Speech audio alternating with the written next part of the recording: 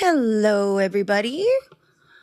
So, we are doing a landmark case series, and this is our second one. We are here on Wednesday, and we're going to be listening to oral arguments in McDonald v. Chicago, a landmark case with application of the Second Amendment to the states. So, I'm going to read a little bit about the case. It probably just take me a couple of minutes and then we'll get into the oral arguments on it. So, McDonald v. City of Chicago, the primary holding which I have here, the Due Process Clause of the 14th Amendment extends the Second Amendment rights to keep and bear arms to the states, at least for traditional lawful purposes such as self-defense. So I really felt like Justia had a amazing write-up on sort of the background of the case. So I'm going to go ahead and read that off, and then we will start. Oral arguments in this are about an hour, not as long as the Heller case that we were on the other day, but Heller is the preface for this case. So in Heller, because it was in the District of Columbia, it didn't really do anything to apply it to cities and states where other gun bans were taking place. So let's go ahead and talk about it for a second. So I'm going to read from Justia. 4 Chicago residents, including Otis McDonald, challenged a Chicago ordinance that required the registration of firearms while accepting no registration that postdated the implementation of a handgun ban in 1982. The law also required the re-registration of handguns with the payment of an annual fee and prevented any individual from registering a gun once its registration had lapsed. McDonald, who was 76 years old and a former maintenance engineer, pointed out that his neighborhood in Morgan Park was prone to gang-related violence as a result of drug trafficking. He had been the victim of 5 burglaries, so he felt that he needed a handgun for the purposes of self-defense. He also owned shotguns for hunting, but did not want to use those. And I mean, I think that's like a reasonable measure here. Like when you're in the city, like, you're probably not trying to carry around your hunting rifle for basic defense. But as he had pointed out before, he had been the victim of 5 burglaries in his neighborhood. So building on the Supreme Court decision in District of Columbia v. Heller, McDonald sought to expand the Second Amendment application to the state and local governments through selective incorporation. Since Heller, like I was just telling y'all, had unfolded in the District of Columbia, the Bill of Rights was directly applicable to this federally controlled area. This meant that the right to bear arms must be deemed fundamental because of its deeply rooted presence in national history and traditions or its role in protecting liberty. McDonald also offered the novel argument that the 14th Amendment's Privileges and Immunities Clause should be allowed to apply to the Bill of Rights to state and local governments, overturning the court's 1873 decision in the Slaughterhouse case. This doctrinal shift would have allowed the Bill of Rights to be applied directly to non-federal governments without the need for incorporation. It would have had an impact on other parts of the Bill of Rights, which incorporation had not yet been applied. So the issue is whether the Privileges and Immunities Clause of the 14th Amendment requires the application of the Bill of Rights in its entirety to state and local governments. And I feel like, I don't know, I feel like McDonald was coming from a real place here. Like, why should that not be important as well? So the actual holding that came out in this wasn't exactly a win, but it wasn't a loss either. So let's get into it. So in the holding, no. The holding in the Slaughterhouse case remains in effect. And incorporation is the appropriate way to selectively apply provisions in the Bill of Rights beyond the federal government. So we have the majority opinion, which is Alito wrote the opinion of the court, but it's Alito, Roberts, Scalia, Kennedy, and Thomas. Declining to address the Privileges and Immunities Clause component of McDonald's argument, Alito applied the incorporation doctrine to find that state and local governments are subject to the Second Amendment through the Due Process Clause of the 14th Amendment. So instead of privileges and immunities, which would apply everything to like state and local governments, no, they just said the Due Process Clause applies the 14th or the Second Amendment to states. Basically, that's just a like nutshell argument here. And y'all are welcome. Please tap the screen, share the live. I'm glad to have all of you here. The amendment through the Due Process Clause of the 14th Amendment, he reminded readers the right to bear arms is not unqualified and that the restrictions recognized in the Heller decision remain intact, such as bans on straw purchases, restrictions on use in school zones and federal buildings, and bans on use by convicted criminals or the mentally unwell. The concurrence.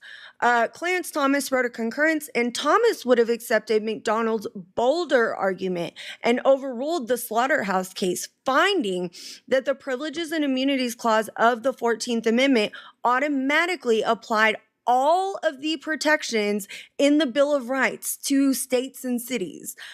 This is I want y'all to think about this. We rag, or at least a lot of the left rags on Clarence Thomas all the time, but this is a concurrence of his that I would have fully agreed with. I don't feel that that is a bad measure to have. And then you have the dissent from Stevens arguing against the principle of incorporation. Stevens would have reverted to the narrower 19th century understanding of this doctrine. Breyer, these dissenters felt that there was no fundamental, there was no fundamental right to self-defense guaranteed by the Second Amendment. That's crazy. Listen, I'm really and there, I've said this before, Clarence Thomas maybe has 3 decisions a year that I'm like, you go, Glenn Coco. This is the one with Thomas that I would have been on that shit, right? So I want to read this again. Thomas would have accepted McDonald's bolder argument and overruled the Slaughterhouse case, finding that the Privileges and Immunities Clause of the 14th Amendment automatically applied all of the protections in the Bill of Rights to states and cities. I'm sorry, I fundamentally agree with that. So the case, despite holding that the Second Amendment applies to state and local governments, this decision emphasizes that the provisions of the Bill of Rights should be incorporated only if they are part of national tradition and fundamental to historic visions of liberty. That's crazy. I think that they should be available everywhere to everybody. Maybe that's just me. I don't think that the state should be able to choose whether this is something they want to do. I know. Wild shit. Anyway, whether the language will serve as a practical limit on incorporation is not certain. As with Heller, the court did not state the standard of review that was appropriate for the Second Amendment cases. And then that is going to lead us into one of our next cases that we're going to review, which is a Bruen decision. And that talks a lot about the tests that they apply.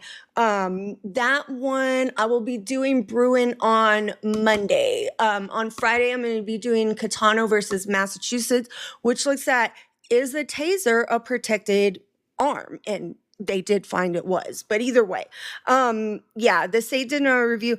Like that earlier decision, it spawned a plethora of cases challenging various gun laws, since the highly case-specific nature of jurisprudence in this area means that each type of law must be analyzed separately.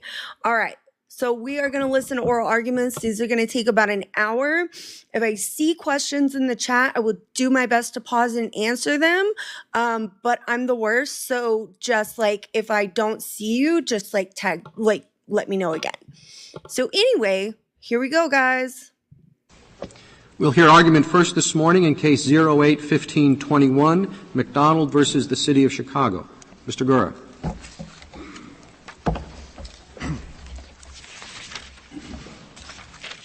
Mr. Chief Justice, and may it please the Court, although Chicago's ordinances cannot survive faithful application of due process doctrines, there is an even simpler, more essential reason for reversing the lower court's judgment.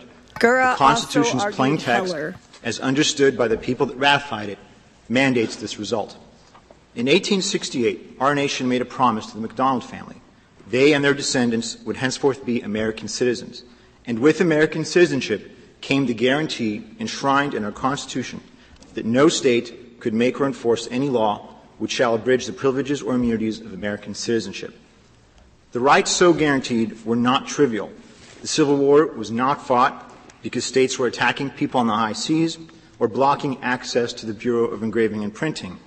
The rights secured by the 14th Amendment were understood to include the fundamental rights honored by any free government and the personal guarantees Of course, this argument is contrary to the slaughterhouse cases, which have been the law for 140 years.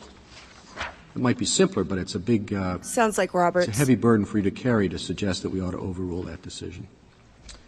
Your Honor, the slaughterhouse cases should not have any stare decisis effect before the Court. The Court has always found that when a case is extremely wrong, when there is a great consensus that it was simply not decided correctly, especially any constitutional matter, it has less force. What injustice has been caused by it that we have to remedy? Meaning, states have relied on having no grand juries. States have McDonald relied v. on not Chicago having was civil heard in trials in certain 2010. money cases. We're They've doing a relied review. on regulating Landmark the use cases. of firearms based on us, the Court, not incorporating the Privileges and Immunities Clause in the way that you identify it. So in which ways has ordered liberty been badly affected?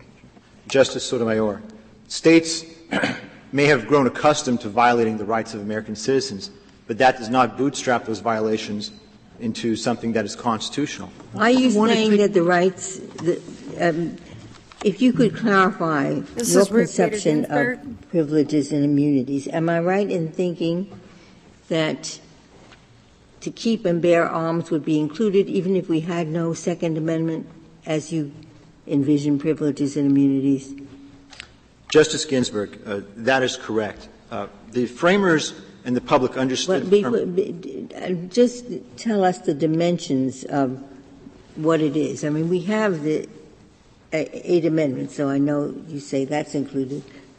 Keep and bear arms would be included even absent the Second Amendment. What unenumerated rights would we be declaring privileges and immunities under your conception of it? Although it's impossible to give a full list of all the unenumerated rights that might be protected by the Privileges or Immunities Clause, just as it's impossible to do so under the Due Process Clause, at least with respect to the Privileges or Immunities Clause, we have wonderful historical guideposts. There are — Mr. Gura, do you think it's at all easier to bring the Second Amendment under the Privileges and Immunities Clause than it is to bring it under our established law of substantive due process? Is it easier to do it under privileges and immunities than it is under substantive due process? It's easier in terms, perhaps, of the text and history, the original public understanding. No, I'm not talking about whether the slaughterhouse cases were right or wrong. I'm saying, assuming we give the Privileges and Immunities Clause your definition, does that make it any easier to get the Second Amendment This may be Kennedy. adopted with respect to the states?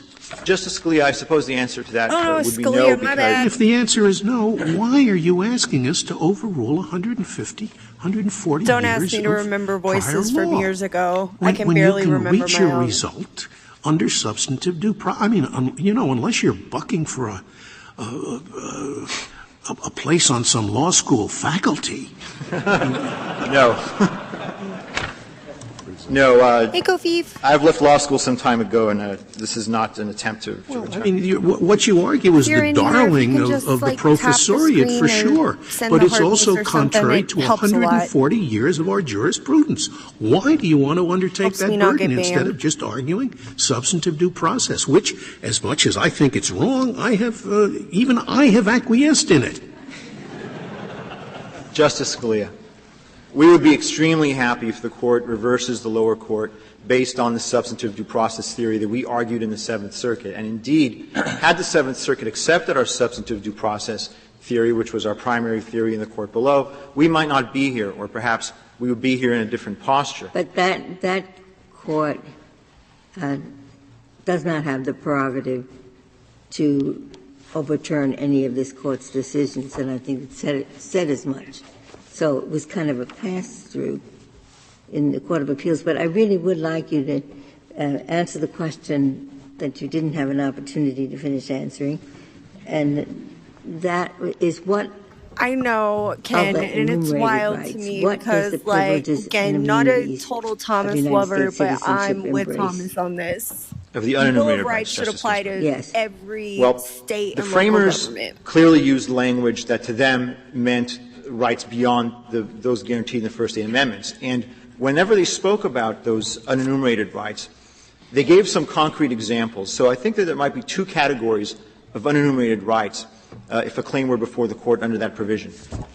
If a right is, for example, the sort of right that was mentioned in the Civil Rights Act of 1866, a piece of legislation enacted by a supermajority of Congress where the Congress said, over President Johnson's veto, here are the rights of American citizenship, and they listed to make and enforce contracts, to sue, be parties, and give evidence, to inherit, purchase, lease, sell, hold, and convey real and personal property. That's the sort of right that would be easy to find because there is a contemporaneous source for even though a large portion of the population at that time didn't have those rights.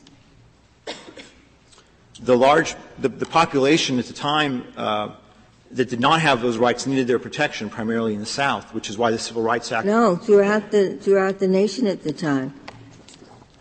I'm sorry. Did married women at that time across the nation have the right to contract, to hold property, Oh, that's a good question. sue and be sued? Married women were considered citizens of the United States, just like children were considered citizens. However, the law did not always protect people fully, and we've made great strides in this country giving a greater level of protection to, to certain rights. We understand certain rights better today than we did 140 years ago. But, like, I respect his argument, too, because he's saying, like, yeah, okay, like, we had inconsistencies in application of the law, but, like, we take those steps and we make that better, right? Like, we take steps to make sure, like, women aren't marginalized. I mean, maybe not in the Trump administration, but, like, let's, looking back, like, we take steps to make sure, like, women aren't marginalized, minority communities aren't marginalized. Now, do we do enough? Maybe not. But we're still taking those steps. And I really find, like, this is an argument that I agree and disagree with. I think everybody should have the right to be armed and defend themselves, but I also disagree. I'm with Thomas on this one. I'm, like, 10 toes down with Thomas that, like, privileges and immunities should make that Bill of Rights apply to every state and local government because it's a process of moving forward. I know, Ken, it's crazy. Okay, we'll get back into it. And the fact that First Amendment rights weren't fully respected, Second Amendment rights weren't always respected, Fourth Amendment rights were not always understood well. Does it work just one way? I mean, if the notion is that these are principles that any free society would adopt. Well, a lot of free societies have rejected the right to keep and bear arms. As we mentioned in our brief, this Court in Benton versus Maryland decided that henceforth American history and tradition are important to consider what rights are protected in this country. It's true that our friends overseas who have more or less civilized free societies don't respect rights to the same level that we do. For example, England, which is a free society, has a monarchy. We don't they have the hereditary same lords basis, in so Parliament. We're not going to have they the don't same have outcomes. First Amendment protection. Then it's not one expression of this unenumerated rights, natural rights, or the rights that any free society, basic to a free society. So you have to trim your definition. It's not basic to any free society. As understood by the people who ratified the 14th Amendment. It's not a free-flowing license necessarily for judges to announce unenumerated rights. However, to the extent that we have unenumerated rights which the framers and ratifiers didn't literally understand, they nonetheless left us guideposts that we can examine. What about rights rooted in the traditions and conscience of our people? Would that do the job?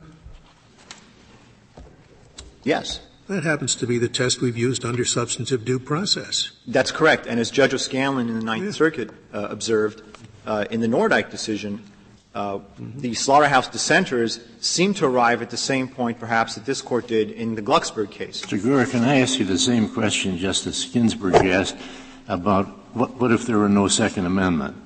You say the right would still be protected under the Privileges and Immunities Clause. What about, would it also be protected under substantive due process if there were no Second Amendment? It would be, Your They Honor. really are chilling on Because of the substantive due importance of the process, right. and we've already know the outcome of this case, Would that so apply we can to see the entire why. scope of the Second Amendment, or just the right to keep They the really gun? want to narrow A this. homeowner's right to keep a gun for self-protection against intruders into the home, without the Second Amendment, just the Liberty Clause. The Second Amendment is not so limited, and neither is the right to arms even outside. Well, I'm assuming we don't have a Second Amendment for purposes of the substantive due process analysis. And I'm asking you, what is the scope of the right to own a gun that is protected by the Liberty Clause of the 14th Amendment? Is it just the right to have it at home, or is it the right to parade around the streets with guns? An unenumerated right to arms in the absence of the Second Amendment would be probably identical to that secured by the Second Amendment, because the Second Amendment codified the understanding of that right that people have historically had in the country. So there would not be a difference between the right to arms if it were part of the Second Amendment.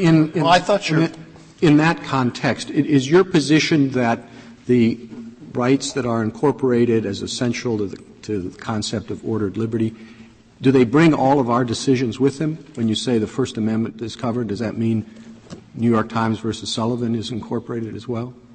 Or is it only some lesser version of the incorporated right? With respect to the substantive due process argument that we're making? Mm-hmm. We are not challenging. We are not the party that's before the Court that is challenging anything that has gone on before in terms of substantive due process. We believe that those cases were, by and large, decided appropriately, and if the Court wishes to reconsider any of them for some reason, that has really nothing to do with it. I understood the Chief Justice's question. Maybe I misunderstood it, but my understanding of the question is important is this. Under incorporation by reference, the states are bound by the rights with all of the refinements and sophistication with which we interpret them for the federal government. It's the same. You don't just apply the core of the right. You apply all the right as it is elaborated by the cases. Is that same consequence, does that same consequence follow if we adopt the privileges and immunities interpretation that you are urging upon us? Yes, Your Honor. Okay, how does that work? I think that would be useful for either you or Mr. Clement, if you've thought this through. Is this right different from others? Well, there are two ways. One is that all you have to do is look at the briefs, look at the statistics. You know, one side says 1 million people killed by guns. Chicago says that their gun law has saved hundreds, including, and they have statistics, including lots of women in domestic cases. And then the other side disputes it. This is a highly statistical matter. Without incorporation, it's decided by state legislatures. With, it's decided by federal judges. Now think of this, too, that when you have the First Amendment, or some of the other amendments. I know you're working, but you are welcome up. There's always a big area where it's free speech versus a whole lot of things, but not often free speech versus life. I love the Breyer statistics. When it's free speech versus life, we very often decide in favor of life. Here, every case will be on one side guns, on the other side human life. Thomas W. case. Statistics, like I'm 10 toes down. balancing life versus guns. How are federal judges, in your opinion, rather than legislatures, in the states in a federal system. How are federal judges supposed to carry this out? I want to see where we're going. Federal judges should carry this out in the same way that was announced in this Court's decision in Heller. No, Heller, I didn't think explained that with great I was dissenting, though. I didn't think it explained it with total clarity, but that's a dissenter's view. Heller stood for the proposition that some activities are within the core boundaries of a right, and so long as people wish to do something that is literally understood to be a part of the boundaries of the right, it is to be protected. Let me be specific. Suppose Chicago says, look, by banning handguns not in the hills, not hunting, nothing like that, nothing outside the city, in the city, we save several hundred human lives every year. But how do the other you side know says that? we don't think it is several hundred, and moreover, that Sorry, doesn't I'm matter. yelling in my mic. How do you decide the Drives case? me nuts. We decide that by looking not to which side has the better statistics, but rather to what the framers said in the Constitution, because The that question policy is choice always, was who made builds for us those in the statistics? Constitution. Where are they coming You're saying they from? can have, no matter what, that hypotheticals are they the city using? just can't have guns Amen even law, if they're saving false hundreds premise. of lives. They can't ban it. The city also an cannot ban appeal to guns that are within the emotion, common not the use law. as protected by the right. There's a lot of statistical disagreement on whether the Miranda rule saves lives or not, whether it results in the release of dangerous people who have confessed to their crime, but the confession can't be used. We don't resolve questions like that on the basis of statistics, do we? That's correct, Justice Scalia. And Well, why would this one be resolved on the basis of I know, right, statistics? Law? If there's a constitutional right, Always we love find it. what the minimum constitutional right is, and everything above that is up to the states. We have If they wanna amendments about have, it, and then repealing it. It's crazy. I think we mentioned in Heller, concealed carry laws. I mean, those are matters that we didn't decide in Heller, and you may have a great deal of divergence from state to state. And on that, I suppose you would do statistics, wouldn't But you? no, Or the legislature. is anybody would. asking them to decide this here? Well, Your No, Honor, we they're do agree that just saying, statistics are like, not important I to hate determine whether or this. not a For the right. judges. For the judges. That's right. But they would be for the legislatures. A legislature should respect the fact that there is a constitutional right at issue, and this Court in footnote 27 in Heller explained that under the Caroline Products paradigm, footnote 4, rights enumerated in the Constitution are entitled to a greater measure of respect. Wait, If I may, hold reserve on. I the need remainder of to my time for a pause real Thank you, quick. counsel. What did he say? The Caroline Products paradigm? Is that what he said?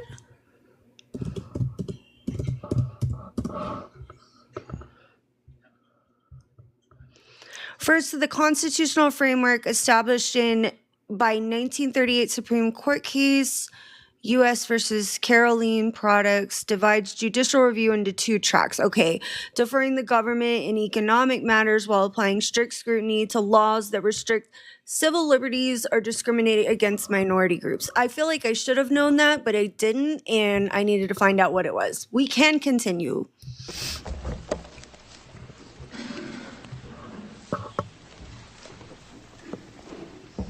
Mr. Clement? Mr. Chief Justice, and may it please the Court. Under this Court's existing jurisprudence, the case for incorporating the Second Amendment through the Due Process Clause is remarkably straightforward. The Second Amendment, like the First and the Fourth, protects a fundamental pre-existing right that is guaranteed would to you the people. comment on Justice Kennedy's question about whether that necessarily incorporates every jot and tittle of the federal right into the federal one, keeping in mind that with regard to trial by jury in criminal cases, there's a difference. It's non-unanimous juries. Why does this incorporation have to be every bit I appreciate as everybody broad as that's the here Second so much. Amendment Thank itself? you for hanging Well, in Justice with me. Stevens, I think in that respect the Sixth Amendment is a bit of an Trying to grow outlier. the For audience. most of the provisions, and as far as I know, all of the substantive provisions of the Bill of Rights that have been incorporated against the states, this Court has incorporated basically all the jurisprudence that comes with What it. is the last case in which Done real quick. Law said rational basis for economic regulation, strict scrutiny for laws affecting marginalized communities. Gotcha. we incorporated a substantive provision? Well, I guess maybe it's MAP is one way of thinking about it. I mean, MAP was a quibble about that. MAP was was Fourth Amendment case. I'm asking you cases involving incorporation of substantive rights as opposed to procedural rights. Well, the procedural cases come in under the due process language, but the substantive cases come under the word liberty. And when liberty picks up the First Amendment and so forth, and I take it it's the word liberty that picks up the Second Amendment. And if it does, why does it have to be precisely the same scope as the Second Amendment? Well, sure. I mean, we could quibble whether I think of the Fourth Amendment as more of a substantive guarantee, but in any event, with respect to certainly like the First Amendment guarantees that this Court has incorporated through the liberty subclause, if you will, of the Due Process Clause, there too, I think this Court, certainly I understand this Court's jurisprudence as incorporating all of the cases that go along with that. So New York Times against Sullivan is the law of all 50 states, et cetera, et cetera.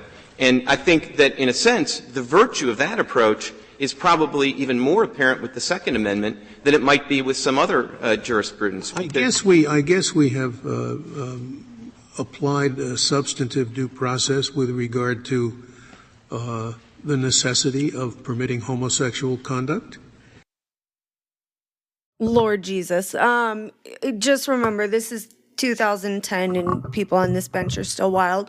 I mean, they still are now, but whatever. I just want to go back to like sort of like something we were talking about at the beginning of this, which was his larger argument, right? That the Privileges and Immunities Clause should essentially make the Bill of Rights apply to like state and local governments. I'm still 10 toes down with Thomas on that. They're talking a lot about the substantive due process here because this is the eventual outcome we're going to see. When you're looking at these and when you're watching, really listen to the questions they harp on, that they repeat, how much they talk about it, and their attitude, because that always will give you a vibe of where this case is going to go. Now, are you always going to be correct? No, because there's been some bangers that I've just been like completely off on. But listen specifically to the questions they're asking, because that was how this was applied in this case is due process clause. So anyway, sorry, my nonsense real quick. We'll keep going. And with respect to the necessity of permitting abortion on demand, we have not adopted a more rigid rule for the federal government than we have adopted for the states in either of those instances, have we? No, that's also right, Your Honor, though I guess I would stress that I think that whatever the debates about substantive due process when it comes to unenumerated rights, I think the gist of this Court's incorporation doctrine is that the textual provisions of the Bill of Rights stand in a favored position with respect to incorporation. And so Glucksberg has its discussion about the standard for unenumerated rights, but it starts that off by saying, of course, the Bill of Rights are different. And, of course, the Bill of Rights, I think, as I read this Court's they stand in a favored position, but we've never said it had to be literally all the way down the line, or we couldn't have done the criminal jury, non-unanimous criminal jury case. Well, again, though, it's interesting that the one place that I see where the Court has not effectively translated all the case law is one of the procedural rights, the Sixth Amendment criminal jury right. And I think with respect to the substantive rights, and I think the alliance here or the similarity between the First and the Second Amendments are very stark in this respect. This Court has incorporated essentially not just the amendment and not just the right, but all of the jurisprudence as well. And I would just to dwell for a moment, if I could, on the First and the Second Amendment. I think it's striking, very striking, that if this Court's not going to reconsider its Privileges or Immunities Clause jurisprudence, the Cruikshank case actually stands as very good precedent for incorporating the Second Amendment, just as it was the precedent this Court relied on in incorporating the assembly and petition rights of the First Amendment in the DeJonghe case. And the reason is, Cruikshank, the whole reason that Cruikshank said the First and Second Amendments aren't privileges of national citizenship is because they were pre-existing rights that didn't depend on the Constitution for their existence. And that seems to me to be a pretty good working definition of what a fundamental right is, one that is so fundamental and basic that it pre-existed our very Constitution. And so it's not surprising that DeJonghe cited Cruikshank as favorable precedent for incorporation. I think the exact same logic would apply to the Second Amendment here. And as I say, I do think the consequence of that, certainly the most logical consequence, would be to carry over the jurisprudence under the Second Amendment. Now, right now, that's not carrying over a lot, right? That's carrying over the Heller case. But I think, in a way, that points up to the fact that one of the virtues of incorporation is that because the Miller decision of this Court sowed confusion, we don't have substantial Second Amendment jurisprudence. And I would think that it's going to be difficult enough to develop the Second Amendment. Law says a fun fact, Clement represented the U.S. in Heller and the NRA in McDonald. Gotta love it. God, I wish the man gave lectures, and I'm sure that he does. I just, am not up his butt that way, but I would pay to go hear him talk. I love it. Amendment jurisprudence, that you wouldn't want to make it more difficult by having to develop a federal Second Amendment jurisprudence and then some sort of shadow version of that jurisprudence for the states. And I think in the more recent incorporation cases, this Court was quite candid that it wasn't going to adopt sort of a shadow version of the federal guarantee or some watered-down version of the federal guarantee, but it really saw the virtue of incorporating not just the right, but the jurisprudence that came with that right. And so I do think that's, in a sense, something that counts in favor of incorporating the Second Amendment and doing so through the Due Process Clause the same way this Court has dealt with the other substantive guarantees of the Bill of Rights. And I think if you apply that jurisprudence, the case really is very straightforward. In fact, I think if you compare the First Amendment and the Fourth Amendment to the Second Amendment, they have the same. Him and then, oh God, the two ladies that argued in that, I can't even remember what case it was. I don't care, call me what you want, but they were on that shit. I loved it so much. I just want to go re-listen to that argument because that's it was amazing. But I love Clement. There's one other I can't think of right now that I really like, but those two ladies, I gotta write their names down and add them to my list. Textual guarantee to the people. They trace their origins to pre-existing rights, back to the English Bill of Rights, back to even earlier constitutional. That's true of the criminal jury trial right, too, all of those things. And yet it's not exactly the same. I just don't see why it has to be exactly the same. I can understand your argument that it should be substantially the same, but I don't see that there's anything in the text of the 14th Amendment that would justify saying it must be precisely the same, or any of our cases. Well, and again, Justice Stevens, I think that the incorporation clause is, the incorporation jurisprudence is, to put it lightly, a gloss on the text of the process. But I was inspired. We haven't had an incorporation case for 30 years or more.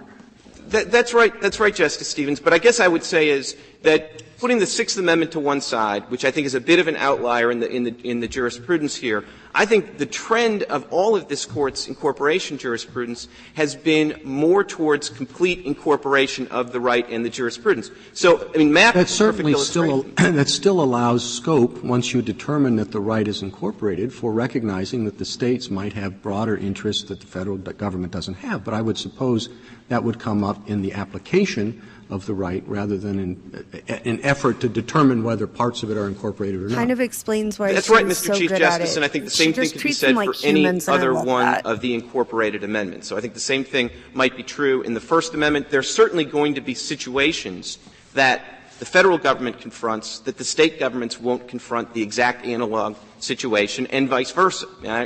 There may be unique issues about national parks that the states aren't going to have to confront, and the jurisprudence can take that into account. But I think that's far different from saying that we really are going to have this shadow jurisprudence for one of the provisions. And I think, again, to go back to MAP just as an illustration, when this Court first incorporated the Fourth Amendment and said, well, we'll talk about the exclusionary rule later, maybe we won't incorporate the Fourth Amendment, the exclusionary rule. We'll just incorporate the Fourth Amendment's basic guarantee. And the trend of later cases was to say, no, kind of in for a penny, in for a pound, let's bring the jurisprudence. The majority of the Court. But it's interesting that during this whole period, Justice Harlan staked out a separate position on whether it should be just the substance of the right or every detail. And we have followed Justice Harlan rather than the majority in a number of cases in the recent years. Well, he is very much against you, and he's a very important member of our history. Justice Harlan was a terrific justice. Justice Black Maybe was we a should terrific go back. justice, and in his total incorporation. Well, Mr. Clement, why shouldn't we go back completely to Justice Harlan's view about the way in which the Bill of Rights applies to the states. Well, I think if we're going to go back, maybe we should go back to the first Justice Harlan, who actually had an approach, I think, that would be much more similar to the approach but there is a difference. There is a difference here with the other amendments. There is a difference. Let's take it all the way way back. And the back. other amendments, you have the First Amendment expression. Here we have right in the amendment written a militia-related clause. And the way that the way that the right might be incorporated in respect to that is light years different from the way it might be interpreted, if you think what it is the right to have a gun to shoot a burglar. They're just two separate things. And as to the first, it's pretty hard for me to see why you'd incorporate it, for reasons I won't go into.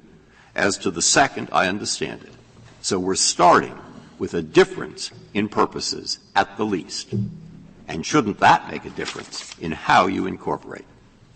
Well, I mean, I guess what I don't understand is why, given the way that this Court wrestled in the Heller decision with how to basically apply the operative clause in light of the prefatory clause, why one would want to come to a different conclusion. Because one of the reasons, at least, is that you've read, I'm sure, that all the professors at Harvard, Yale, Princeton, London, etc., that say even black. I'm sorry. I'm just going to be that bitch real quick. Like, I think it's insane. Like, and maybe somebody can explain to me, like, a really good reason for this. And, like, I get, like, on the unenumerated side, I can understand maybe a little bit of that. But I just don't see why it's fundamentally crazy to assume that 1 through 10, the Bill of Rights, wouldn't apply or don't apply completely to not only it does in the federal, but state and local government. That's insane to me. I feel like that's a guarantee to people. And I don't know, maybe I'm the crazy person on this one, but like, I just think that's insane. Blackstone in the 17th century thought that this is primarily a right to raise an army through Parliament I can't go on here. I'm just saying, think of that brief, and you'll see the differences, even accepting Heller.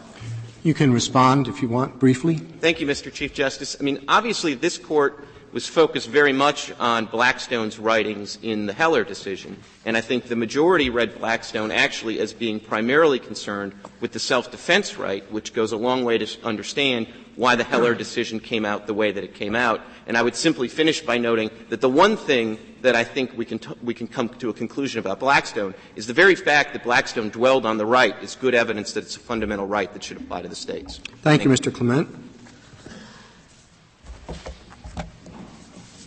Mr. Feldman. Mr. Chief Justice, and may it please the Court. The Second Amendment should not be incorporated and applied to the states because the right it protects is not implicit in the concept of ordered liberty. States and local governments have been the primary locus of firearms regulation in this country for the last 220 years. Firearms, unlike anything else that is the subject of a provision of the Bill of Rights, are designed to injure and kill. And the very same features that make firearms valuable for self-defense, as the Court noted in Heller, also. When is the last time an opinion of ours made that the test implicit in the concept of ordered liberty? It sounds very nice, but when's the last time we used it? I think it was 1937. I don't believe it was, Your Honor. Has it been the basis of our decision in any case since Palco? I think the court's used the term in a number of cases. Since then, it's used it in non-incorporation cases as recently as the Glucksberg case. Yeah. It used it in MAP. It's used it in other cases, but I think. And it was also the Harlan view, although a separate opinion in the Griswold case and in Poe versus Ullman. Do you think that it best describes the approach that the Court has used over the years? Yes, I do. I was going to ask Mr. Clement what test he thought the Court used if you looked at all the cases. You think implicit in concept of ordered liberty? Yes, I do, and here's the reason why. In 1833, this Court just held in Barron against Baltimore in a ruling that Chief Justice Marshall said was not a difficult one, although important, that the Bill of Rights did not apply to the states. As far as I know, no justice has ever disagreed with that ruling or suggested he was wrong. But fucking why? I'm sorry. It's the only reason. And when the 14th Amendment was passed and ratified in the late 1860s, this is just shows again, my own ignorance. The framers but did not directly apply the Bill of Rights to the states. They gave us some generalities. Sorry, and I'm the ranting. Court has always understood that when it's applying the Due Process Clause, what it asks is not just is something in the Constitution, but is this something that's so fundamental, it's a necessary condition. Is the right to trial by jury implicit in the concept of ordered liberty? My goodness. There are a lot of countries that don't give the right to trial by jury. Even England does not give it in all criminal cases. I think it is in the following sense. When you're talking about a procedural right that's embedded in a particular procedural system, you have to look at how that system operates and how the right works within that particular system. I think that's exactly right, and that is what the Court elaborated on in Duncan. I do think the focus is our system of ordered liberty, not any abstract system of ordered liberty. You can say Japan is a free country, but it doesn't have the right to trial by jury. The concept only makes sense, I think, if you limit it to our system. And under our system, as you said, the right to a jury is essential. I agree. I think that's right. I was just distinguishing. Well, if you think that's right, why wouldn't you think, for all the reasons given in Heller, that the Second Amendment? I always really hate comparisons to other countries. Like, England is somewhat justifiable in the sense of where sort of some of the foundation of our laws come from. That can be a reasonable comparison. But I always hate when they make these arguments well, other societies don't allow this, so why should we allow it? Other societies don't do this, why should we do this? And I'm sure that there may be good reasoning for it, but they're not built the same. We're going to have different outcomes based on the foundation of the law. I hate those arguments because I feel like they appeal to something that's not valid. And maybe it's just me being me, and I'm kind of we need to stay on the topic, on the trajectory. But I just always hate those appeals because I don't feel like they land the way that they should, at least in my opinion. Right is essential to our system, whatever it may be with respect to France or England or anywhere else. The question that the Court was addressing in Heller was not, again, was not how important the Second Amendment right was or how implicit it is in our system. It was what did it say and what restrictions did the framers of the Second Amendment impose. But I thought its rationale was that because of its fundamental character, the right to bear arms must be understood as separate from the qualifying phrase of the militia clause. All people, most people in the United States, the public meaning of the Second Amendment was that there was an individual right to bear arms, and that's because it was fundamental. If it's not fundamental, then Heller is wrong, it seems. No, I don't think that that's right. The question is guys, what did they Oyez, impose upon as restrictions upon the government when the Second Amendment was ratified. And as to that, it's not a question of whether it's fundamental any more than with the grand jury clause or with the civil jury. I don't see how you can read Heller and not take away from it the notion that the Second Amendment, whether you'd want to label it fundamental or not, was extremely important to the framers in their view of what liberty meant. It was important, but actually what Heller says is this. The Second Amendment preexisted its inclusion, or the right that's in the Second Amendment pre-existed its inclusion in the Bill of Rights. But the reason it was codified, the reason it was put in the Bill of Rights was because the framers were concerned about the federal government disarming the militia. The right of self-defense, which had been previously recognized and highly valued, I would agree, according to Heller, quote, had little to do with its codification. That may be the reason it was put there, but it was put there. And that's the crucial fact. It is either there or it is not there. And if it's there, it doesn't seem to me to make any difference why they chose to put that one there as opposed to other ones that they didn't put there. It's either there or not. I agree as far as the federal government goes, but now there's a different question being asked, and the Second Amendment in this respect is unlike any of the other amendments that have been incorporated. The very same reason why the various rights in the First Amendment were put there in 1791 is exactly the reason why it was it was incorporated and applied to the states under the 14th Amendment. So do we read the clause at the beginning, the militia clause? We're supposed to read the words of the Constitution, aren't we? I guess the answer is yes. Yes, is the Thank you. Very well. And doesn't that suggest what the purpose of putting the right there is, even under Heller, or at least one purpose? Well, that is. And does that not give us a clue as to what they thought that that's word liberty where there was? That's your point? That's what Heller said. And here's the difference: it is now urged that this right is fundamental because of its importance, the importance of firearms in self-defense. That was true also in 1791, but it wouldn't have been in the Constitution for that. That had little to do with putting it in the Constitution. This is a right that has always been subject to the political process. Well, sure, and it's still going to be subject to the political process if the Court determines that it's incorporated in the Due Process Clause. All the arguments you make against incorporation, it seems to me, are arguments you should make in favor of regulation under the Second Amendment. We haven't said anything about what the content of the Second Amendment is beyond what was said in Heller. And so the arguments you make is, well, given this context, you should not be able to have concealed carry. Well, maybe that's right. Together for me. But that doesn't mean you don't incorporate the Second Amendment to allow you to enforce that type of regulation.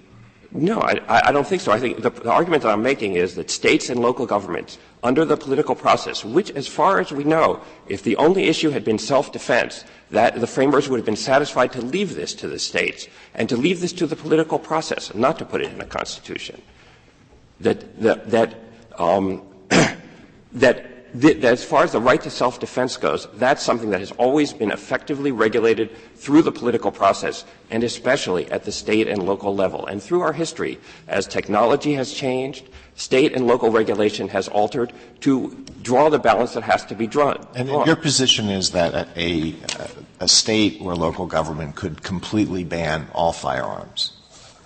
If the state and local government did that, I think it would raise two questions. One question would be there is always review under the Due Process Clause and under the Equal Protection Clause for provisions that are arbitrary. And I'd want to know why a state had done that. It's certainly relevant that in the last 220 years no state has done that or even come close. And in fact, as the briefs on the other side of the case from some of the states show, they're quite in the opposite direction. But the second — I don't understand. What is the due process? Basis would there be to deny that? Well, there's always — Firearms kill people is what the states say, and we ban it. Right. Other countries have done that. It has not led to states doing it in this country. But if they did do it, I think you'd have to say it's perfectly okay. No, there would be two questions, actually. One would be, is this arbitrary? Is this actually based on a reason? Give them an answer. The reason is guns are dangerous. The second argument would be the court at that point, if in the very unlikely event that a state or local government tried to do that, then the court might have to wrestle at that point with the question of the relationship between self-defense and the right to keep and bear arms. In other words, this Court has never said — Would self-defense be part of liberty under the substantive meaning of the Due Process Clause? I mean, if by that is do you have a substantive right to self-defense, the Court actually has never answered that question, but I'm willing to accept that there is such a right. And you've given — you said there were two reasons, so you've given us both in your answer to Justice Alito's question? Yes. And what I'd say about then the right to self-defense is, if a state or local government banned all firearms, it might raise the question of, given that if there is a constitutional right to self-defense, has the state prohibited you from reasonable means of exercise? Without repeating it, and just so I understand your position, how could some member of the Court write this opinion to say that this right is not fundamental, but that Heller was correct? The Court would just say that what Heller held was, if you look at the meanings that the words in the Second Amendment had, the common meanings, as the Court said in the Heller opinion, the common meanings that the word had in 1791, it imposed limitation on the state. It took a pre-existing right that was not codified in the Constitution. It said, this self-defense right we need in the Constitution in order to protect the militia against being disarmed by the federal government. That sounds an awful lot to me like the argument we heard in Heller on the losing side. Well, it's actually what the Court said in its opinion. What the Court said in its I love that he's about to get into an argument with him about what Heller said. So law says Virginia, New York, North Carolina, and Rhode Island, or I think, demanded a right to keep and bear arms as a condition of ratification of the Constitution. And yes, law, I agree. His argument is absolute dog shit. His opinion is the reason it was codified was the concern that the framers had with that the federal government might disarm the militia, not self-defense. Self-defense, according to the court in Heller, quote, had little to do with the codification of the right. They said that is the reason it was codified. They did not say that that is the function of what was codified. The function of what was codified was to enforce the traditional right of the people to bear arms. And to say that wasn't the reason it was codified doesn't say anything about what it consists of. That's correct, and I'm not arguing today about what it consists of. But the point being that this was a right that had been, that the framers, as far as we know, would have been satisfied to leave to the political process if it was just a question of the feature of it. Let me see if I understand your argument. I thought you said a minute ago that if a state or local government were to ban firearms completely, this court might hold that that violates substantive due process because the right to use a firearm for self-defense might be held to be implicit in the concept of ordered liberty. Is that right? That's correct. But I thought you began by saying that the right to keep and bear arms is not implicit in the concept of ordered liberty. The right to keep and bear arms that was recognized, I don't think actually the right to keep and bear arms itself is. Perhaps the right to self-defense is. And then, like other rights, similar rights, if the court were to hold that that is constitutionally protected, the question would be, is the state now giving you sufficient means to exercise that right? Not whatever means you want, but sufficient means so that you reasonably can exercise that right. I would think that would be the only way that that kind of analysis could go if you start off from self-defense. Mr. Feldman, let me take your argument at its face value. Let's assume that the only reason it is there and the only purpose it serves is the militia purpose.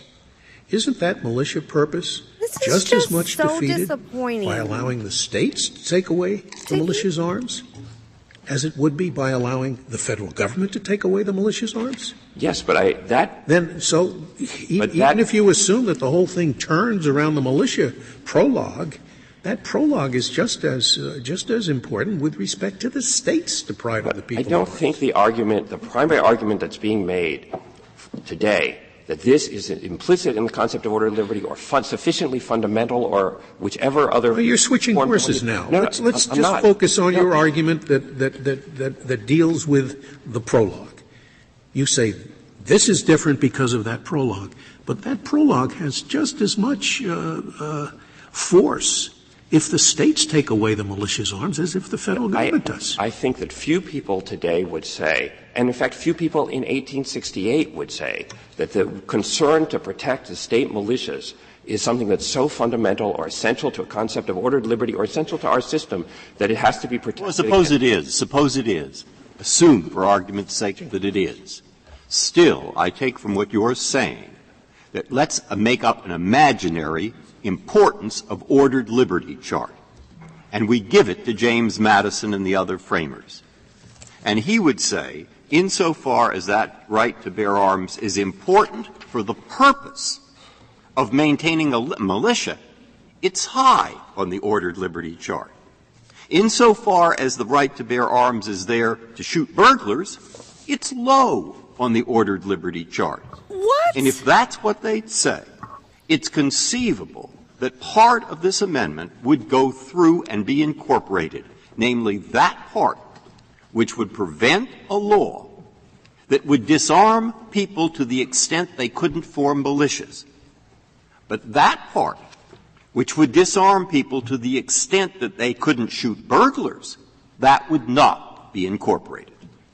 That would be possible, but another way to look at it is that the question that the court has never answered the question, is this implicit in the concept of ordered liberty, or should this be incorporated under any other test? If we took the approach that Justice Breyer outlined, Why would we not do the same thing with respect to all the applications of all of the amendments that up to this point have been regarded as completely incorporated, along with all of our decisions? So why would we not look at all of our decisions under the First Amendment and the Fourth Amendment and the Fifth Amendment and the Sixth Amendment and rank all of those interpretations on some scale of ordered liberty?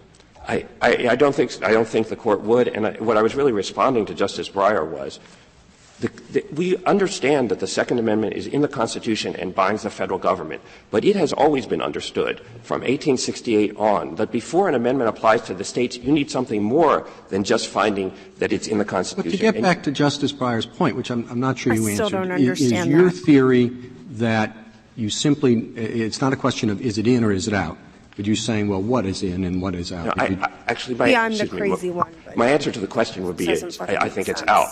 Because all that shows is the framers. So you think it's in or out, right? I think the best argument is that it's out for this reason. When the framers. Well, I know your reasons. I'm trying to get you to take a position on whether or not you want us to not only pick and choose among which amendments are part of our abstract notion of ordered liberty, or if you want us also to take amendments that might be in and refine them and shave them off a little bit and say, well, this part of the amendment is in and this part isn't. No, that's not the argument that we're making. Okay, so your argument is all in or all out? The argument that we're making, yes. Okay. The argument that Step one is make my chart. Step two is look at what's high. Step three is even the high part, even that high part, nobody could think was incorporated. In our view, the things that the framers had their reasons for. And that's how you think Madison went about his job? No, I think that, no. He did, actually. He did. That's how he went about it. I'm asking counsel. Do you think that's how Madison went about his job? I think the framers had reasons to put everything in the Constitution that they put in it. But the question about whether it should be incorporated against the states is a different question than whether they put it in the Constitution. And what you have in the Second Amendment, and it's clear on the face of it from the prologue, it's clear from the opinion in Heller, is the reason they put it in the Constitution is not the primary reason why people today are arguing that this is a right that is so fundamental that it has to be applied against the states. Mr. Feldman, our selective incorporation doctrine under the Due Process Clause does suggest that there are some rights that were fundamental enough to be incorporated and some that are fundamental but not fundamental enough to be incorporated. We've drawn a line. Is it the ordered liberty concept alone in our jurisprudence that you're relying upon, or is it any other articulation of our incorporation doctrine that supports your view? I think that's the underlying standard, but the Court has certainly looked at our history and our traditions in answering this question, and I think they're relevant in this area as they were. The Chief says, yes, if we look at it, we have to look at it in the context of our history, our structure. So address his question as to why in our structure, she sounds so much younger here. It's wild. It's not fundamental enough to incorporate. Yes, and I think it's not. Yeah, I think it's not. I've discussed already 1791 and the reasons even that the framers thought. I've already discussed that. I don't want to go into it again. 11 of the colonies had a guarantee at the time the Constitution was adopted. And I believe something like 44 states currently have in their constitutions protection of the right to bear arms. Does that suggest anything about how fundamental it is generally? What the Court actually said in Heller was that there were two states at the time in 1791 that had a firearms right, and there were possibly two more where the evidence was a little bit more ambiguous. As far as today, it is true that 44 states have some kind of recognition of a right to keep and bear arms. Now, some of those states, a couple of them at least, 2 to 4, recognize it only in connection with the militia, and it's really quite different from the right that this Court recognized in Heller. Many other of the rights that are recognized in state constitutions include provisions that really would be unheard of and that actually point to the reasons why this is not fundamental, like, say, freedom of speech or freedom of religion. They have provisions that say subject to such regulation as the legislature may prescribe or the like. And that points out the other difference. Because firearms are the same features that make them useful for self-defense. Is that what the Second Amendment ends with? Make them useful as instruments of violent crime, suicide, and accidental death. regulation of these items is a part of our tradition. Subject to such regulation Are we going to get some more certainly fake excludes statistics? banning them entirely, which is what you assert can be done. No, I think What's the purpose of a state constitutional guarantee which has at the end of it subject to such regulation as the legislature may prescribe if that regulation includes banning it entirely? That would make a nullity of the constitutional requirement. The overwhelming consensus among the state courts in interpreting the wide variety of different types of provisions that they have is that it imposes a reasonable regulation standard that is not violated by banning a particular weapon or a particular class of weapons as long as you're allowing some kind of firearm. And that is not the right that this court you're asserting recognized here? in Heller. Beginning of the this, states we have can to ban allow this, but we firearms. didn't ban everything, so you're good. No, Is that? I didn't think I was. I didn't think so either. So No, why did your last argument make any sense? No, what I'm saying is that the right that is embodied in the wide variety of different state constitutions, the overwhelming. So I want to point out, like, something I noticed, and I think I noticed it in Heller as well, though maybe I mixed up details in my head. They didn't just have, like, an effective ban, like, we're banning all handguns was not, like, what I understood was written down. It was the way that they sort of manipulated the system. Like, you could register, but they wouldn't approve you, or like things like that. Like I'm just, that's a hypothetical, not exactly what happened here. I'm just saying, like, it wasn't just an effective ban where they just said we're banning this. It was that they like sort of manipulate this system. And maybe I'm wrong, but at least when I read through it, that was what I was understanding based on the facts. And like, that to me even seems dirtier, if that makes sense. That might be just a side note for me for later to look at, but yeah. Consensus is that what the states have determined as a result of their own processes and in light of their own conditions is that you can't ban all kinds of firearms, but you can ban some kinds of firearms. That's fine. And that is and the kinds of firearms that have traditionally We said as much in Heller. Right. And the kinds of firearms that have traditionally been banned by the states, and that actually the period around the time of Didn't the they also 14th say Amendment is in a good common period use to in look. Heller? At or around that time, there are numerous states that had regulations barring the carrying and even the go up to the point of possession of pistols and Bowie knives, which are not firearms but are also arms under the Second Amendment. And all those may be perfectly valid today, or if the court incorporates the Second Amendment. Incorporation doesn't say anything by itself about whether those types of regulations, which you think are reasonable and your friends think may not be reasonable, are valid or not. No, but I think the court in Heller did hold that a ban on handguns is invalid. That was the holding of the case. And these were laws that were passed that are very close to that in the 1860s and the 1870s in Texas, in Wyoming, places that not necessarily for the whole state. Handguns in the home? Handguns in the home? That's what Heller addressed? They banned I can't say that they banned handguns in the home. No, you can't because they didn't. But if you look at the decision, if you look at the decisions, some of them banned the sale. They banned carrying them anywhere in the jurisdiction, and in such a way that, and some of the judicial decisions even say this was intended to eliminate these weapons from our jurisdiction, and they were generally upheld at that time. Now, those were responding to local conditions at the time, and generally the history of firearms regulation, because of the risks the firearms posed, has been that in this country it's been widely recognized that in many places it's appropriate to carry firearms, and many jurisdictions have found, and reasonably found, that allowing broad use, carriage, and whatever of firearms is appropriate. But there are some jurisdictions that have found that's not to be the case throughout our history.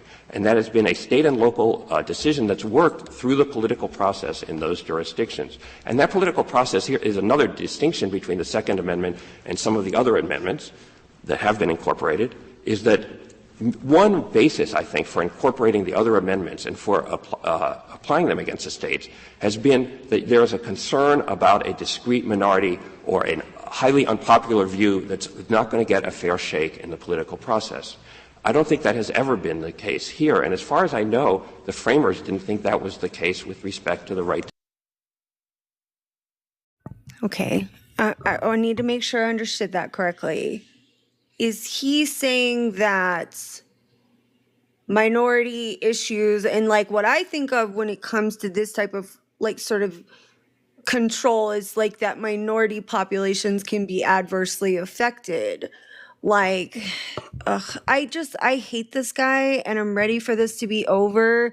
We got about like 10 minutes left, but we'll have a couple of minutes of rebuttal, so we'll get back into to keep it. and bear arms. It's a right that gets controlled in accordance with local conditions, with local cultures, and with local views about the necessarily difficult questions about how best to protect white folks public decide safety. local That is black that folks has can't been own a part guns? of our history cool since too? 1860. Since But I'm there gonna but slippery there slope are this bitch provisions since of the Breyer was throwing Constitution up of the his Bill of bullshit Rights that have been statistics. incorporated against the states, where the states have substantial latitude and ample authority to impose reasonable regulations, rights respecting property, the cruel and unusual punishment clause. We look to see what the political process does. We look to see why can't we do the same thing with firearms? Well, it's just that I have really 2 points I'd like to make about that. One is the analysis the court used in Heller. In Heller, what the court said is, this is not the time to balance things. You cannot ban handguns. Now, there have been local jurisdictions before, and there are now ones where they feel allowing some firearms, but banning handguns is the best way to achieve public safety and to increase the zone of ordered liberty for their people. And those things would be apparently impermissible under Heller. But even more than that, Heller construed the Second Amendment's the word bear, to keep and bear arms, to mean the same thing as carry in this Court's case in Muscarello much later, and to carry, generally to carry. There's a long history of regulation of not just concealed carry, as the Court did recognize in Heller, but of banning opening carry in a variety of different jurisdictions. Again, generally it's someplace that has a particular problem. It's a city or We're doing something like that. Do you think there is Massachusetts on existing Friday. authority with reference to other provisions of the Bill of Rights that would allow us to incorporate just the core of Heller with respect to the states, just the core of the Second Amendment with respect to the states, along the lines of this question Justice Stevens was asking earlier? Well, I think that there would be. And if so, what case do we look to for that proposition? I think really I cannot offhand think of a case that would lead you to that. You look to Justice Harlan's dissent in Griswold, where he says the 14th Amendment stands on its own bottom. Yes, the and law it can be recommended either more or Catano less to me. than I've the never heard provision that of the one. Bill of Rights. And there's no reason in the world why this Court could not adopt the same position here and say, insofar as it's incorporated, it applies only within the home. And it does deal with tasers. Ample precedent for that. And actually, the other point I'd make is, if you approach it from the other point of view, the case has not been made here, it hasn't even been brought, that the City of Chicago is denying people the right to have any kind of firearm or the right to have any kind of reasonable means of self-defense. I'm sorry, is it the position of the City of Chicago that we should rely on Justice Harlan's dissent in Griswold? No. Well, then your answer to Justice Stevens is no, you're not going to follow that approach, right? No, what I would say is that if the Court approaches it from the standpoint of perhaps if the Court chooses in an appropriate case to recognize a fundamental right to self-defense, it would then raise those kinds of questions. And if someone could make the case that they're being denied any right to self-defense or any reasonable right to exercise self-defense because of a jurisdiction's firearms regulations, the Court could address that. That's not a claim that's been made in this case. It's not a claim that could be made in this case. The right to keep and bear arms is right there. It's right there in the Bill of Rights. Where do you find the right to self-defense? Well, you want us to impose that one on the states, but not the explicit guarantee of the right to keep and bear arms. That seems very strange. No, actually, I don't want to impose that on the states. I think it's very unlikely that the Court would ever be called upon to, because our history for the last 220 years has been of reasonable state and local regulation of firearms that responds to local conditions, to local threats of violence and so on that occur. And I don't see any reason to think that there will be a jurisdiction that would try to sufficiently ban firearms that people wouldn't have a reasonable means of self-defense. District of Columbia did. That's what Heller said. Well, the District of Columbia, in any event, is controlled by the Second Amendment as it's written. That's not the question in this case. It's not? I'd be happy if we incorporated and said reasonable regulation is part of the incorporation? And how do we do that? Well, there is the reasonable regulation standard. There's an article by Professor Winkler that we cite in our brief that goes very extensively through the ways that state courts have dealt with their They didn't ban them all. rights They to just keep want and you bear to, arms like, and have adopted, really by I don't know, I overwhelming guess get consensus, your that kind of a AR reasonable and, regulation like, head standard, out with which that. generally Like, I recognizes- mean, concealed handgun be damned. Regulation. Excuse I me. thought I that the know. Heller decision allowed for reasonable regulation, and it gave a few examples, as Justice Scalia mentioned. Right. Well, it's just our view would be that what Chicago has done here, which is permit you to have permit you to have long guns but ban handguns, is the kind of regulation that throughout our history jurisdictions in their own that are most familiar with our own particular needs, their own particular problems, and in a position to balance the need for self-defense with the risks the use of firearms for violence, for accidental death, and for suicide. The city of Chicago has come up with something that's well within our tradition. And what you're urging is really a mixed blessing for gun control advocates. To the extent we sever the federal guarantee from what the states are obliged to comport with, we encourage a stricter federal Second Amendment. That's all I was saying. One that forbids all sorts of regulations that the federal government might otherwise be allowed to do, because it doesn't matter. The states can take care of it. Yeah, I mean, if you sever the two, you're encouraging a broader prohibition at the federal level, and that's why Heller was very careful not to impose such a broad prohibition, precisely because it realized that that this is a national problem. I think that, if I may, that the restriction that the Second Amendment imposes on the federal government should be and is controlled by what the meaning of that Second Amendment was in 1791. It shouldn't it should vary one way or the other with whether there's incorporation. Jesus, can we move to rebuttal? I'm tired of hearing about Thank you, counsel. Mr. Gura, you have 3 minutes remaining. Sure. Counsel, at the very outset of your argument, Justice Sotomayor asked the question which, as I understood it, essentially said, what are examples of privileges and immunities that are being denied by the states, which denial would be remedied by following your proposal to overrule the Slaughterhouse case? And let's leave the Second Amendment out. Let's assume the Second Amendment's a wash. It's either going to be incorporated or not going to be incorporated to the same extent under either the Privileges or Immunities Clause, the Due Process Clause. Leaving this due process, the Second Amendment out of it, what privileges and immunities are now being denied citizens of the United States? Well, apart from the Second Amendment right, which is being denied to people in the United States, by Chicago at least, there are other rights enumerated in the first 8 amendments that were thought to be the personal guarantees, as well as certain unenumerated rights, which were understood to be part of the. What are examples of those? The jury trial in civil cases? The jury trial and grand jury indictment. What else? There's not much left, Your Honor. Those are the only 2 provisions of the Bill of Rights that have not been held incorporated under due process, which informs us that perhaps we should have the Second Amendment incorporated. There's no reason to treat it any differently. With respect to the unenumerated rights that perhaps are not being. You are saying that under your view, every state would have to use a grand jury to bring criminal charges, no more information, and that every state would have to have a civil jury if any party in the case requests it. Is that? Yes. Well, it's not just what we're saying, it's what the framers of the Constitution said.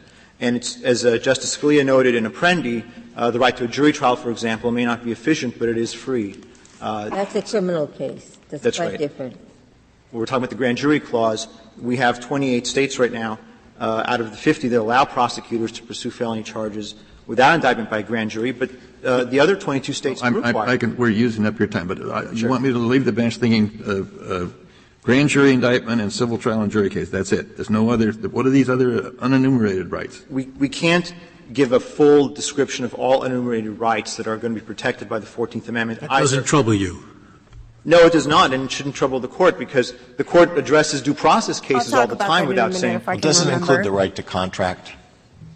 The right to contract. Is that an unenumerated right? That is literally understood by the framers to be an unenumerated right under the privileges or immunities. We know that because in the Civil Rights Act of 1866, that's the very first right that they mentioned as something that people in the South should be enjoying because they were not allowed to pursue a livelihood. Your approach, your original approach, would give judges a lot more power and flexibility in determining what rights they think are a good idea than they have now with the constraints of the Due Process Clause. No, Your Honor. Our approach might actually provide judges with perhaps no more than what they have now and perhaps even less because our approach is rooted in text and history. It's not a license for judges to make up unenumerated rights that they believe privileges and immunities give you a lot more flexibility than due process because it's not limited to procedural, or you don't have to deal with the hurdle that it's limited to procedural by the text. Sure. If I may. Yes, you may. Thanks. We believe that it's more limited because that text had a specific understanding and that there are guideposts left behind in text and history that tell us how to apply it, unlike the due process. But at least we know one thing, which is that in 1868, the right to keep and bear arms was understood to be a privilege or immunity of citizenship. And if the Court is considering watering down the Second Amendment, perhaps it should look to text and history. Thank you, counsel. The case is submitted. All right, guys. So that was McDonald v. Heller. I'm doing a landmark case series. If you're new in here, we talked kind of about the outcome of this case. This was argued back in, I think, of March of 2010, I believe.